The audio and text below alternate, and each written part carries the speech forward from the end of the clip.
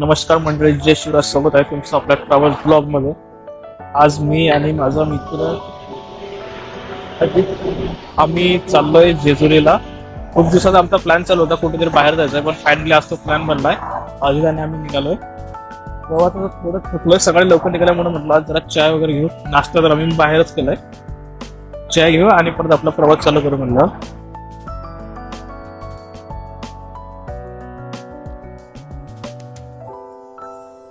चहा आणि नाश्ता घेऊन आम्ही निघालोय जेजुरीच्या वाटेने.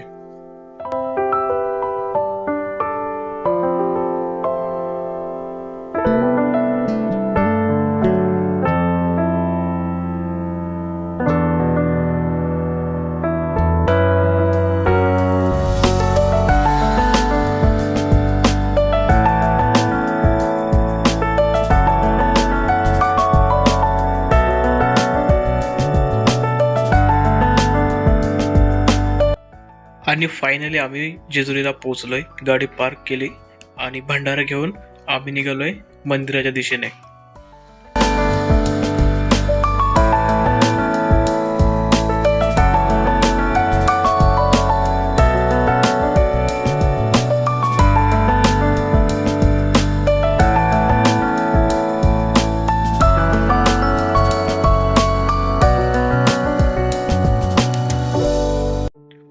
पायथ्याला असलेल्या श्री नंदी महाराजांचं दर्शन घेऊन आम्ही गड चढायला सुरुवात केली.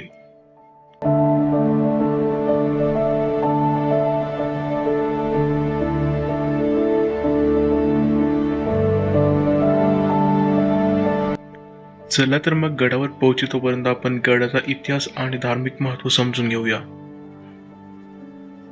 मंदिराची उत्पत्ती 12व्या किंवा 13व्या शतकात झाली असावी आणि मराठा साम्राज्याच्या काळात म्हणजे 17व्या शतकात त्याचे मोठे नूतनीकरण करण्यात आले. चिमाजी अप्पा यांनी पोर्तुगीज चर्चचा घंटा म्हणून भेट दिला आहे. तो आजही मंदिरात आपल्याला बघायला मिळतो.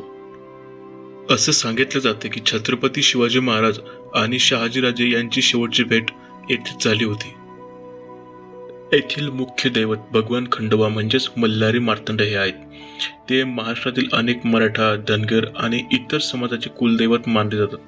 त्यांना योद्ध्यांची दैवी रक्षक म्हणून समजले जाते.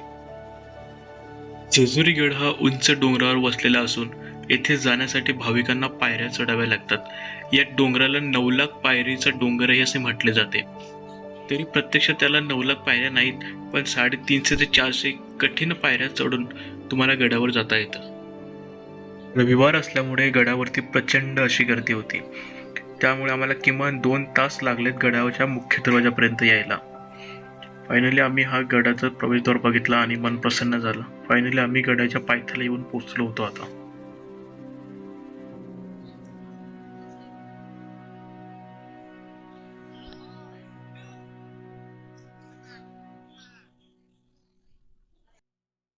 एका कथेप्रमाणे मीन आणि मल्ल या राक्षसांचा पृथ्वीवरती प्रचंड अत्याचार वाढला होता.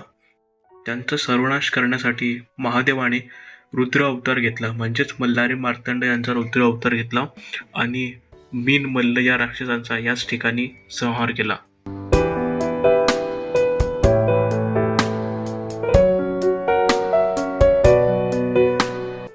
मंदिराच्या गाभाऱ्यात खंडोबा आणि त्यांची पत्नी म्हाळसा यांची मूर्ती आहेत.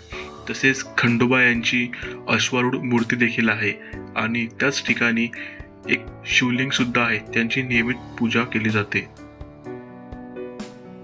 मंदिराचे सर्वात मोठे वैशिष्ट्य म्हणजे येथील भंडारा उत्सव. या उत्सवादरम्यान भाविक हवेत मोठ्या प्रमाणात हळद म्हणजेच भंडारा उधळतात, ज्यामुळे संपूर्ण परिसर पिवळं धम्मक रंगाचा होऊन नाव निघतो. येथे दरवर्षी दसऱ्याच्या दिवशी मोठी यात्रा भरते. तसेच चंपाषष्ठीला देखील मोठ्या प्रमाणात इथं उत्सव साजरा केला जातो. गडावर प्रवेश करताना अनेक कमानी आणि दरवाजे पार करावे लागतात.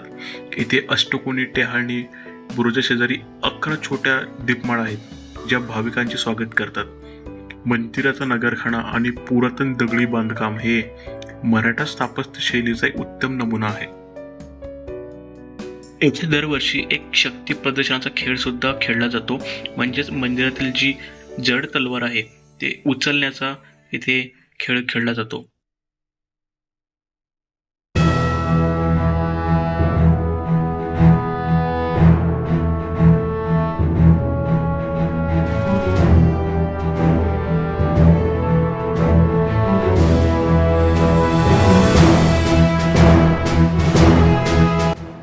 एवढ्या प्रचंड गर्दीमध्ये आमचं दर्शन होणं अशक्य होतं. त्यामुळे आम्ही श्री खंडोबा रायाचं मुखदर्शन घेऊन थेट पश्चिम दरवाजाकडनं खाली उतरायला सुरुवात केली.